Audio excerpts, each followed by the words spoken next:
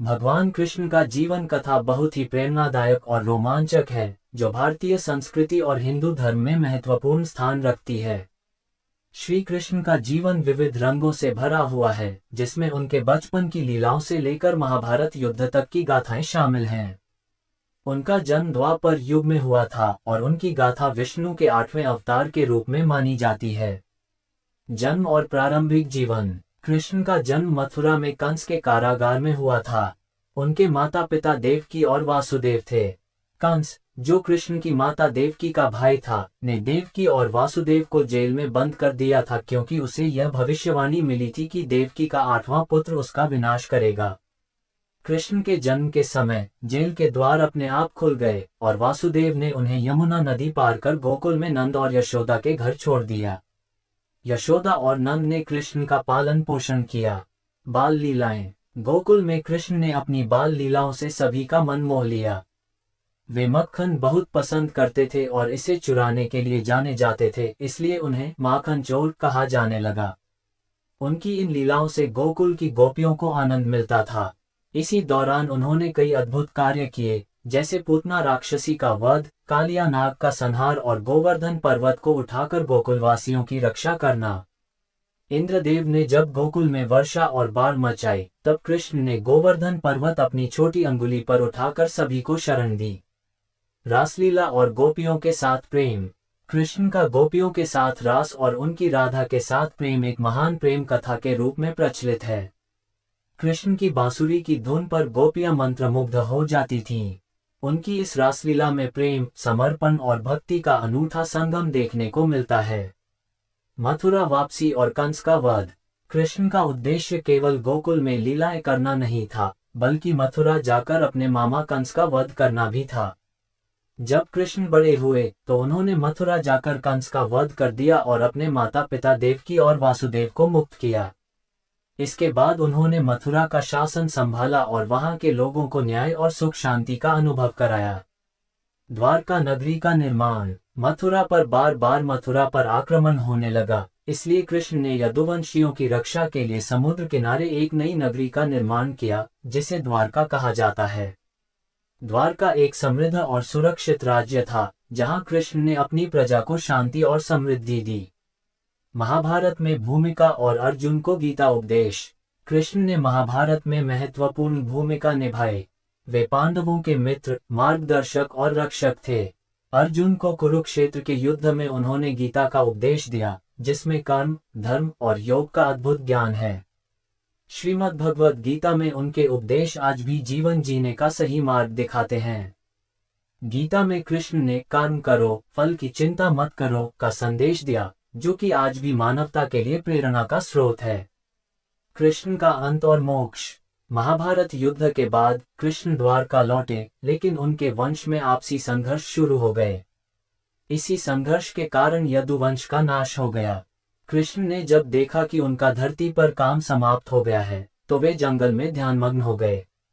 एक शिकारी ने गलती से उनके पैर में तीर मार दिया, जिससे उनकी मृत्यु हो गई और उन्होंने अपना मानव रूप त्याग दिया। इसे उनका मोक्ष माना गया।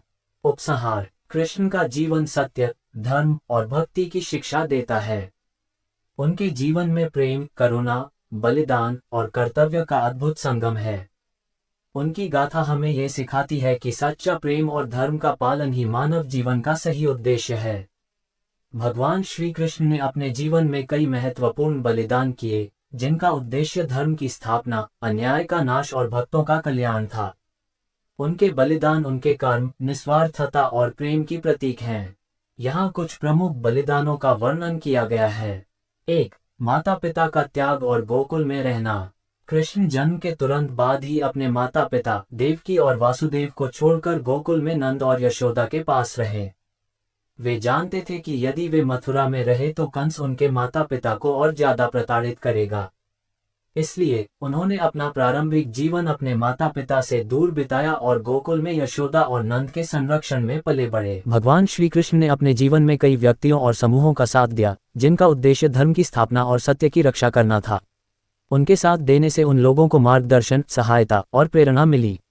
यहाँ कुछ प्रमुख लोगों और समूहों का विवरण दिया गया है जिनका श्री कृष्ण ने साथ दिया। 1. पांडवों का साथ। श्री कृष्ण ने महाभारत में पांडवों का साथ दिया क्योंकि वे धर्म के मार्ग पर थे। वे पांडवों के सखा, सलाहकार और मार्गदर्शक बने। अर्जुन के सारथी बनकर उन्होंने युद्ध में उनकी सहायता की।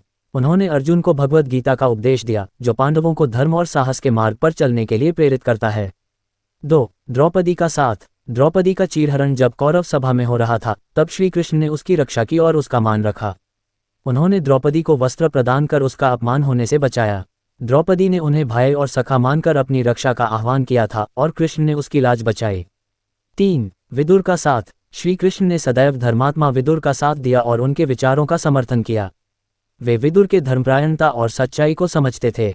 महाभारत युद्ध के समय कृष्ण विदुर के घर ही ठहरे, क्योंकि विदुर धर्म का पालन करते थे और उनके घर शुद्धता और निस्वार्थ सेवा थी। 4. उद्धव का साथ। उद्धव श्री कृष्ण के बहुत प्रिय मित्र और भक्त थे। उन्होंने उद्धव को अपने ज्ञान का सहारा दिया और उन्हें ब्रजवासियों के पास भेजा, ताकि उन्हें उनके प्रेम और भक्ति का मार्गदर्शन प्राप्त हो सके। उद्धव को गीता जैसा ज्ञान प्राप्त हुआ और कृष्ण ने उन्हें भक्ति का मर्म समझाया। 5. यशोदा और नंद बाबा का साथ। अपने बचपन में कृष्ण ने यशोदा माता और नंद बाबा के साथ को बहुत मान दिया। उन्होंने उन्हें माता पिता की तरह सम्मान दिया और उनके संरक्षण में रहकर गोकुलवासियों की रक्षा की। उनके स्नेह का सम्मान करते हुए कृष्ण ने अपनी बाल लीलाओं से गोकुलवासियों को आनंदित किया और उनकी रक्षा की। 6. रुक्मिणी का साथ। रुक्मिणी श्री कृष्ण की पहली पत्नी थी, जिन्होंने कृष्ण से प्रेम किया और उन्हें अपने पति के रूप में पाने के लिए उन्हें पत्र लिखा। कृष्ण ने रुक्मिणी के प्रेम का आदर करते हुए उनका साथ दिया और उन्हें रुक्मी से बचाकर अपने साथ ले आए। 7. भक्तों और गोपियों का साथ। गोपियां और ब्रजवासी श्री कृष्ण के परम भक्त थे। कृष्ण ने अपने जीवन में उनके प्रेम का सम्मान किया और उन्हें भक्ति का मार्ग दिखाया। उन्होंने गोपियों के साथ रासलीला की, जिससे प्रेम, भक्ति और समर्पण का अनोखा रूप प्रकट हुआ। गोपियों के प्रेम का आदर करते हुए कृष्ण ने उन्हें सच्ची भक्ति का मर्म समझाया। 8. कुंती माता का साथ। कुंती ने कृष्ण को हमेशा अपने पुत्र समान माना और कृष्ण ने भी उन्हें माता का दर्जा दिया। उन्होंने कुंती को वचन दिया था कि वे पांडवों का साथ देंगे और उनकी रक्षा करेंगे। कुंती की सहायता करते हुए कृष्ण ने पांडवों का मार्गदर्शन किया और उन्हें धर्म की राह पर चलने का उपदेश दिया। 9. भगवान शिव का साथ। भगवान शिव के प्रति श्री कृष्ण का गहरा सम्मान था। दोनों देवताओं के बीच आपसी सहयोग और सम्मान का संबंध था। कई कथाओं में वर्णित है कि भगवान शिव और कृष्ण ने धर्म की स्थापना के लिए एक दूसरे का सहयोग किया। शिव ने भी कई अवसरों पर कृष्ण के कार्यों में सहारा दिया। 10. धर्म और न्याय का साथ। कृष्ण का सबसे बड़ा साथ धर्म और न्याय का था। उन्होंने सदैव सत्य, न्याय और धर्म का पालन किया और उन्हीं का समर्थन किया जो धर्म के मार्ग पर थे। उनके जीवन का उद्देश्य ही अधर्म का नाश और धर्म की स्थापना था। उपसंहार। श्री कृष्ण का साथ उनके प्रिय भक्तों और धर्म के अनुयायियों के लिए था। उनका जीवन हमें ये सिखाता है कि हमें हमेशा सत्य, धर्म और न्याय के मार्ग पर चलने वालों का साथ देना चाहिए। उन्होंने अपने निस्वार्थ प्रेम, त्याग और करुणा से सभी का मार्गदर्शन किया और एक आदर्श स्थापित किया। 2. दुष्टों का नाश और मानवता की रक्षा। कृष्ण ने कई राक्षसों और अत्याचारियों का वध किया, जिनमें पूतना, अघासुर, बकासुर, केशी और कंस प्रमुख हैं। उनके बलिदान का उद्देश्य केवल व्यक्तिगत शत्रुओं का नाश करना नहीं था, बल्कि उनके द्वारा पीड़ित निर्दोष लोगों की रक्षा करना था। उन्होंने गोवर्धन पर्वत उठाकर इंद्र के क्रोध से ब्रजवासियों को सुरक्षित किया और कालिया नाग का दमन करके यमुना नदी को सुरक्षित बनाया। 3. मथुरा छोड़ना और द्वारका बसाना। कंस के वध के बाद मथुरा के लोग कृष्ण के कारण आक्रमणों का सामना कर रहे थे। कृष्ण ने अपने नागरिकों के कल्याण और सुरक्षा के लिए मथुरा छोड़ दी और समुद्र के किनारे द्वारका नगरी बसाई। अपने वंशजों और प्रजा की रक्षा के लिए उन्होंने प्रिय भूमि मथुरा का त्याग किया। 4. महाभारत युद्ध में अपनी सेना का बलिदान। महाभारत के युद्ध में श्री कृष्ण ने पांडवों का साथ दिया, लेकिन अपनी नारायणी सेना को कौरवों के पक्ष में रख दिया। यह एक बड़ा बलिदान था, क्योंकि उन्होंने स्वयं न लड़ने का प्रण किया था और केवल अर्जुन के सारथी बनकर युद्ध में योगदान दिया। अपनी प्रिय सेना का त्याग करना एक कठिन निर्णय था, लेकिन धर्म की स्थापना के लिए उन्होंने ऐसा किया। 5. गीता का उपदेश देना, कर्म का बलिदान। महाभारत युद्ध में जब अर्जुन युद्ध से पीछे हटना चाहते थे, तब कृष्ण ने उन्हें गीता का उपदेश दिया। गीता में उन्होंने कर्मयोग का संदेश दिया, जिसमें बताया कि सच्चा बलिदान अपने स्वार्थ को त्याग कर धर्म का पालन करना है। उनका यह उपदेश निस्वार्थ कर्म और त्याग का मार्गदर्शन करता है। 6. अपने वंश और परिवार का नाश देखना। महाभारत युद्ध के बाद कृष्ण ने अपने यदुवंश का आपसी कलह और संघर्ष के कारण नाश होते हुए देखा। उनके सामने ही यदुवंशी एक दूसरे का विनाश कर गए। उन्होंने इसे सहर्ष स्वीकार किया, क्योंकि वे जानते थे कि यह विधि का विधान है और उनके पृथ्वी पर अवतरण का उद्देश्य पूरा हो चुका है। 7. स्वयं का बलिदान और मोक्ष प्राप्त करना। श्री कृष्ण ने अंततः स्वयं का बलिदान दिया और पृथ्वी पर अपना अवतार समाप्त किया। जब उन्होंने देखा कि उनका कार्य समाप्त हो चुका है तो उन्होंने ध्यान में लीन होकर अपनी देह का त्याग कर दिया। उन्होंने शिकारी द्वारा छोड़े गए तीर को सहजता से स्वीकार किया और अपने जीवन का अंत कर दिया ताकि पृथ्वी पर संतुलन बना रहे। उपसंहार: श्री कृष्ण का हर बलिदान मानवता, धर्म और सत्य की रक्षा के लिए था। उनके त्याग और बलिदान ने यह सिद्ध किया कि एक सच्चा नेता और प्रेमी वह होता है जो अपने स्वार्थ का त्याग करके समाज की भलाई और सत्य की स्थापना के लिए कार्य करता है। उनका जीवन हमें प्रेरणा देता है कि हमें भी अपने कर्तव्यों का पालन निस्वार्थ भाव से करना चाहिए और सच्चाई के मार्ग पर अडिग रहना चाहिए। सुदामा का जीवन अत्यधिक कठिनाइयों और कष्टों से भरा हुआ था। वे एक ब्राह्मण थे और उनका परिवार अत्यंत गरीबी में जीवन यापन कर रहा था। उनके पास जीवन की मूलभूत आवश्यकताएं भी पूरी नहीं होती थीं। उनके कष्ट निम्नलिखित हैं। 1. गरीबी और भूखमरी। सुदामा के पास अपनी आजीविका के लिए पर्याप्त साधन नहीं थे। उनका परिवार अत्यंत निर्धन था और उनके पास पर्याप्त भोजन भी नहीं होता था। कई बार उन्हें भूखे पेट ही सोना पड़ता था। वे और उनका परिवार जीवन की हर आवश्यकता से वंचित थे। 2. जीर्ण शीर्ण आवास। सुदामा का घर बहुत ही जर्जर और टूटी फूटी अवस्था में था। उनके पास ऐसा घर नहीं था जो उन्हें सही तरीके से आश्रय दे सके। बारिश के समय घर में पानी टपकता था और वे मौसम की मार सहने के लिए मजबूर थे। 3. वस्त्रों की कमी। सुदामा के पास पहनने के लिए भी अच्छे कपड़े नहीं थे। उनकी पोशाक फटी हुई और पुरानी थी। उनकी पत्नी और बच्चों की भी स्थिति ऐसी ही थी। उनकी गरीबी के कारण वे अच्छे वस्त्रों से भी वंचित थे, जो उनके लिए एक बड़ा कष्ट था। 4. परिवार की दुर्दशा देखना। सुदामा के पास इतने साधन नहीं थे कि वे अपने परिवार की जरूरतें पूरी कर सकें। उनकी पत्नी और बच्चे हमेशा भूखे रहते थे और कभी कभी कुछ ही और भोजन मिल पाता था। परिवार की ऐसी स्थिति को देखना सुदामा के लिए सबसे बड़ा कष्ट था, क्योंकि वे चाहकर भी उनकी मदद नहीं कर पा रहे थे। 5. सहायता मांगने में संकोच। सुदामा को अपनी गरीबी से मुक्ति पाने के लिए श्री कृष्ण से सहायता मांगने में संकोच होता था। वे स्वाभिमानी व्यक्ति थे और बिना किसी कारण के किसी से सहायता मांगना उन्हें उचित नहीं लगता था। उनकी पत्नी के बार बार कहने पर ही वे कृष्ण से मिलने के लिए द्वारका गए थे, लेकिन वहां भी उन्होंने कुछ मांगने के बजाय अपने मित्र से केवल प्रेम के लिए ही मुलाकात की।